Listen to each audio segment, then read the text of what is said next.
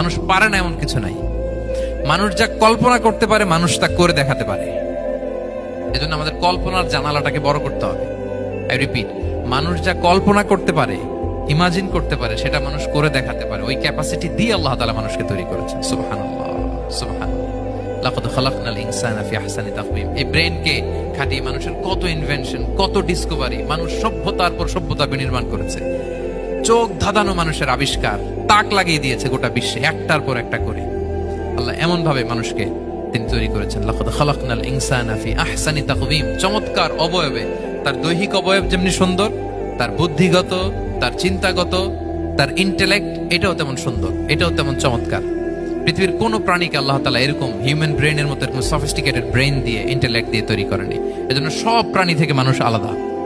সব প্রাণী থেকে মানুষের চিন্তা, বিবেক, বুদ্ধি এগুলো আলাদা।